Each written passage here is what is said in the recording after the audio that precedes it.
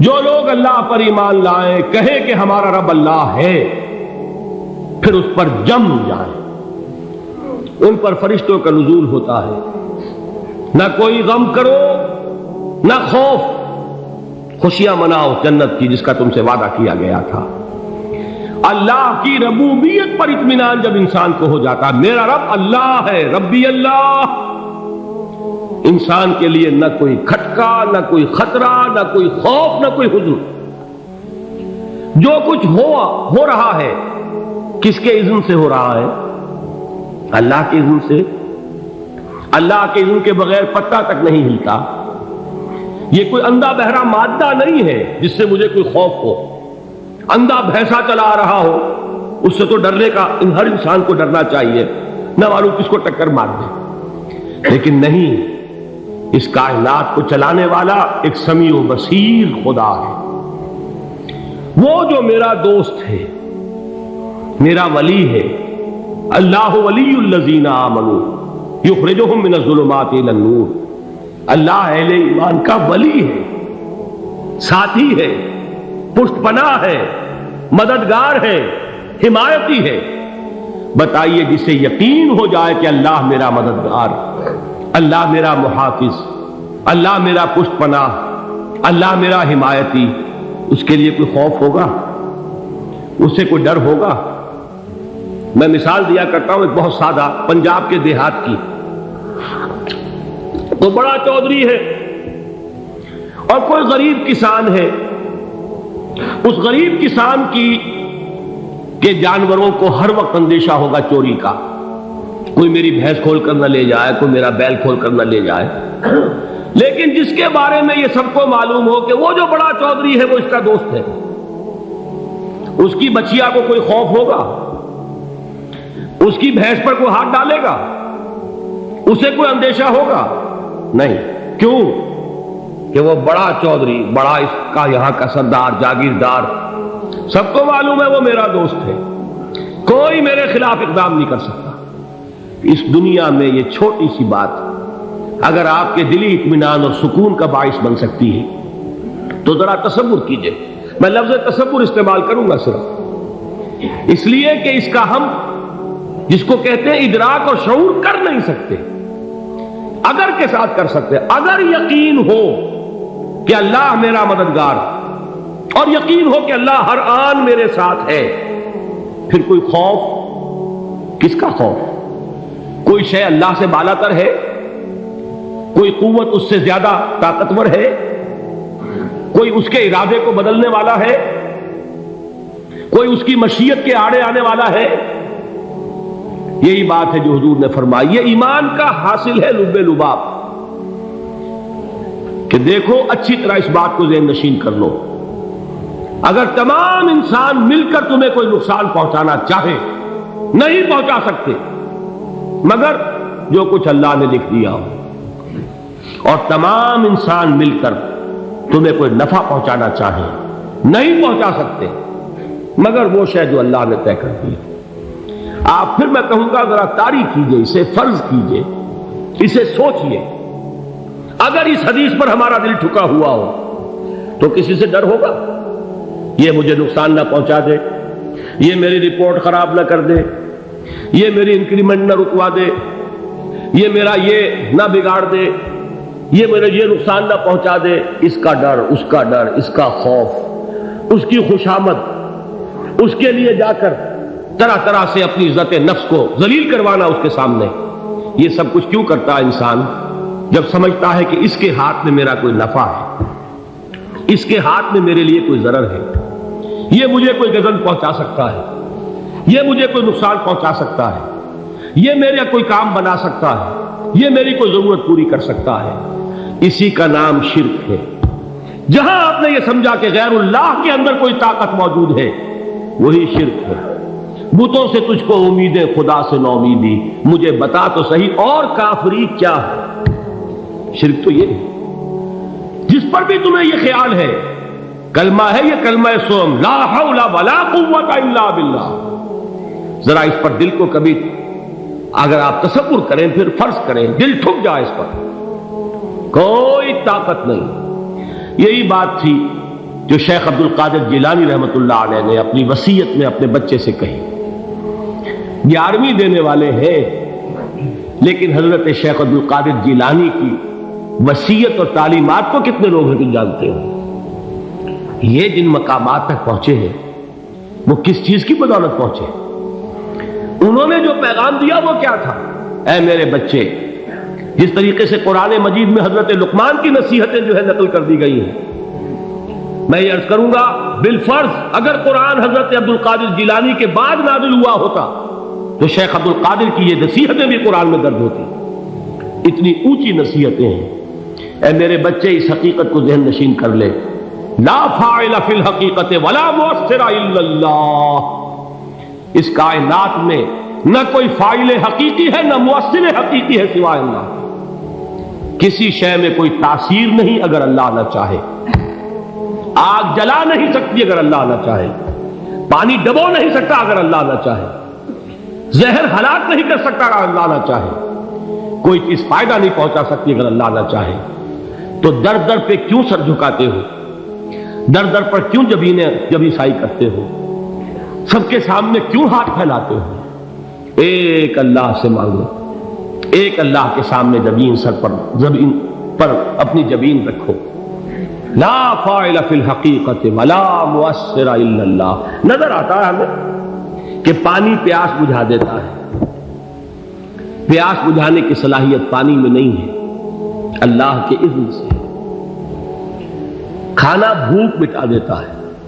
بھوک مٹانے کی صلاحیت کھانے میں نہیں ہے، اذن رب میں ہے. دیکھیے یہی یقین تھا. حضرت موسیٰ علیہ السلام کا واقعہ یاد کیجئے. سامنے سمندر آ گیا ہے. قوم دیکھتی ہے پیچھے کہ گرد و غبار کا طوفان. معلوم ہوا کہ فرعون اپنے لشکر سمیت آ گیا. لشکر جب چلتا تھا تیز رفتاری کے ساتھ تو گرد و غبار کا جو طوفان اٹھتا تھا اس کا تصور کیجیے. اور لمحہ بلمحہ وہ قریب آ رہا ہے. پوری قوم نے کیا کہا؟ اے موسیٰ انا لمدرکون. اے موسیٰ ہم کو پکڑے گئے. قرآن مجید میں تو یہاں وہ باتیں نہیں لکھی ہیں، لیکن تورات میں یہ درج ہے کہ بنی اسرائیل جھگڑنے لگے، دست و گریبان ہو گئے موسیٰ کے ساتھ. موسیٰ نے یہاں مروایا لا کر، اس سے تو ہم ہی بہتر تھے. وہاں کھانے کو ملتا تھا، زندگی تو تھی، بیگار ہم کر رہے تھے، موت تو نہیں تھی. اب جو کچھ ہوگا اس کا تصور کرو، جس طریقے سے ہمارے ٹکڑے اڑائے جائیں گے. تو لڑ رہے ہیں حضرت موسیٰ علیہ السلام سے. یہ تورات کی تفصیل ہے. قرآن میں صرف اتنا آیا ہے، پریشان ہو کر انہوں نے کہا انا لمدرکون. موسیٰ ہم کو پکڑے گئے. اس وقت موسیٰ کا جواب کیا ہے؟ کلا ان معی ربی سیہدین. نہیں، میرے ساتھ میرا رب ہے، وہ راستہ دے گا. بتائیے کہاں راستہ نظر آ رہا ہے؟ یہ ہے ایمان بالغیب. راستہ نظر نہ آئے تب اللہ پر یقین ایمان ہے. جیب میں پیسے ہوں اور تب دل کو اطمینان ہے تو ایمان کس پر ہوا؟ پیسے پر، اللہ پر نہیں. جب وسائل و ذرائع نہ ہو اور پھر یقین ہو کہ اللہ مسبب الاسباب ہے، وہ اسباب کا پابند نہیں ہے، وہ اسباب کا محتاج نہیں ہے، اسباب اس کے محتاج ہے. اگر یہ یقین ہے تو اللہ پر ایمان ہے. یہ نہیں ہے تو تمہارا ایمان اسباب پر ہے، وسائل پر ہے، ذرائع پر ہے، مادیات پر ہے، اللہ پر نہیں. اس وقت کہاں راستہ تھا؟ کوئی راستہ تھا؟ سمندر ہے اور ادھر سے لشکر آ گیا ہے. کلا ان معی ربی سیہدین. اب دیکھیے ایمان کہہ دینا آسان ہے، ہوا معکم اینما کنتم. جہاں کہیں بھی تم ہوتے ہو اللہ تمہارے ساتھ ہوتا ہے. لیکن اس کا یقین قائم ہو جائے تو زمین و آسمان کا فرق واقع ہو جائے. یہی بات ہوئی حضور کے ساتھ. غار ہے، چھپے ہوئے ہیں محمد رسول اللہ اور آپ کے وہ یار غار ابو بکر صدیق رضی اللہ تعالی عنہ. اقبال نے حضرت ابو بکر کی شان میں چند اشعار کہیں صرف، لیکن واقعہ یہ ہے کہ بھاری بھاری نظموں پر اور قصیدوں پر بھاری ہے. طویل ترین نظمیں اور قصیدے ہوں ان پر بھاری ہے. ہمتیں ابو بکر کی ہمت جو ہے کشت ملت را جو ابر، جیسے بارش سے کھیتی اپجتی ہے، ابو بکر کی ہمت اور عزیمت اس امت کو اسی طرح سینچنے والی ہے۔ ثانیے اسلام و غار و بدر و قبر، وہ دوسرے تھے اسلام میں، دوسرے پہلے کون تھے؟ انا اول المومنین، حضور فرماتے ہیں سب سے پہلا ایمان لانے والا میں، دوسرے ابو بکر۔ ویسے ہمارے ہاں یہ چلتا ہے اختلاف، حضرت علی پہلے ہیں کہ حضرت ابو بکر پہلے ہیں، لیکن اس میں بڑی خوبصورت تطبیق قائم کی ہے علماء نے، اور بہت صحیح ہے۔ چار کے بارے میں فیصلہ ہی مت کرو کہ کون پہلے، ان کی ایک عجیب تقسیم کر دی ہے۔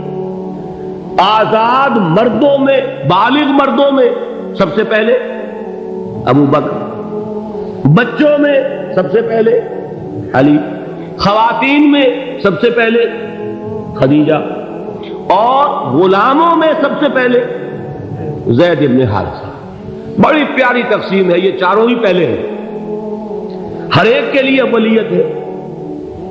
اور واقعہ یہ ہے کہ اگر زمانی اعتبار سے تعین ہوگا تو پہلے خدیجۃ الکبریٰ آئیں گی رضی اللہ تعالی عنہ۔ کسی اور سے بات کرنے کی نوبت بعد میں آ سکتی ہے، پہلے تو اہلیہ محترمہ سے بات ہوئی، آتے ہی پہلی وحی ہوئی ہے، ابھی تبلیغ کا حکم نہیں تھا۔ کس کو بتایا واقعہ؟ ابھی اپنی نبوت کی تبلیغ کا تو حکم ہی نہیں آیا۔ واقعہ کس کا ہے؟ وہ خدیجہ کا ہے۔ جب کہا ہے کہ خشیت علی نفسی، مجھے اپنی جان کا اندیشہ ہے، تو کیا جواب دیا خدیجہ نے رضی اللہ تعالی عنہا؟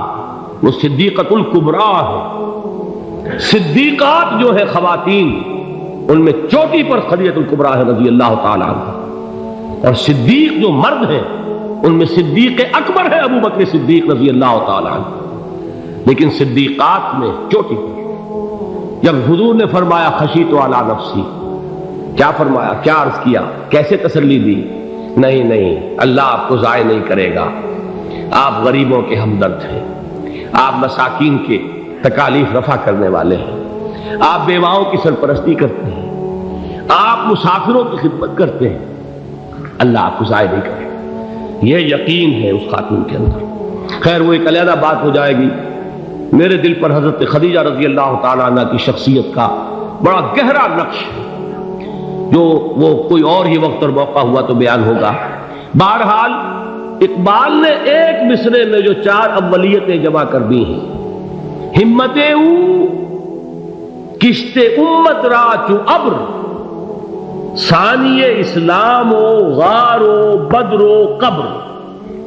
اسلام میں حضور کے بعد پہلے کون؟ ابو بکر۔ غار میں حضور کے ساتھ کون؟ ابو بکر۔ بدر کی رات اللہ کا رسول سرب سجود، وہ جھاڑ، وہ گھاس پھوس کی جو جھوپڑی بنائی گئی تھی، اور وہاں تلوار ننگی لے کر پہرا دینے والا کون؟ ابو بکر۔ اور اس حجرہ عائشہ میں محمد کے بعد سب سے پہلے دفن ہونے والا کون؟ ابو بکر رضی اللہ تعالی عنہ صلی اللہ علیہ وسلم۔ وہ جو معاملہ میں سنا رہا تھا غار ثور کا، حضرت ابو بکر بھی حضور کے خیال سے لرز گئے ہیں۔ آپ کو یاد ہوگا کہ جا کر پہلے تمام جتنے سوراخ تھے انہیں بند کیا ہے، ایک سوراخ رہ گیا تھا جس کو بند کرنے کے لیے کوئی کپڑا نہیں تھا، وہاں اپنی ایڑی رکھی ہے، تب کہا ہے حضور سے تشریف لائیے، اور اپنے زانو پر حضور کو لٹایا ہے، اور وہاں کسی موذی جانور نے کاٹا ہے، حضور کی آنکھ لگ گئی تھی، اس وقت اس بل کے اندر جو بھی بچھو ہے کیا ہے واللہ عالم، اس نے کاٹا ہے، اس کی تکلیف کی وجہ سے ابو بکر کی آنکھوں سے آنسو ٹپک گئے، حضور کے چہرے مبارک پر پڑے ہیں، تو حضور جاگے ہیں، معاملہ کیا ہے؟ ایڑی نہیں ہٹائی وہاں سے، مبادا وہ جانور وہاں سے نکل کر محمد الرسول اللہ کو کوئی گزن پہنچا دے، ابو بکر کی ایڑی ہے، جس طرح چاہے کھا لے، ختم کر دے، جان نکل جائے تب کوئی آنچ آئے، محمد پر تو آئے، لیکن جیتے جی نہیں۔ وہ ہے ابو بکر۔ حضور کے خیال سے اس وقت حضور نے پھر اپنا لعاب دہن لگایا ہے، اور اس سے پھر آپ کی تکلیف ختم ہوئی۔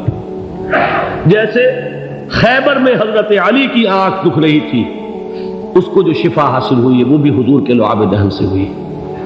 تو بہرحال اس وقت انہوں نے کہا ہے کہ اے نبی یا رسول اللہ، اگر اس وقت ان میں سے کسی نے غیر ارادی طور پر بھی اپنے قدموں کی طرف جھانک لیا تو پکڑے جائیں گے۔ کیا جواب تھا اللہ کے رسول کا؟ لا تحزن ان اللہ معنا، اللہ ہمارے ساتھ ہے، کیوں گھبراتے ہو ابو بکر؟ یہ ہے ایمان باللہ، میرا مالک اللہ، میرا رازق اللہ، میرا محافظ اللہ، میرا مددگار اللہ، میرا پشت پناہ اللہ، میرا دوست اللہ۔ یہ دوستی ہے اللہ کی جو لب لباب ہے، حاصل ہے ایمان کا، اسی کا نام ولایت ہے۔ اولیاء اللہ کے سروں پر سینگ نہیں ہوتے، جس کے دل میں ایمان راسخ ہو چکا ہو وہی اللہ کا ولی ہے، جسے اللہ پر یقین ہو چکا ہے وہی اللہ کا ولی ہے، جسے یقین ہے اللہ میرے ساتھ ہے، میرا مددگار، میرا پشت پناہ، میرا ساتھی، میرا دوست، میرا محبوب، میرا محب۔ اللہ اہل ایمان سے محبت کرتا ہے۔ واللہ یحب الصادقین، ان اللہ یحب الذین یقاتلون فی سبیلہ صفا کانہم بنیان مرصوص۔ اللہ محبت کرنے والا، اہل ایمان محبوب، اور اہل ایمان محبت کرنے والے اللہ محبوب۔ والذین آمنوا اشد حبا للہ۔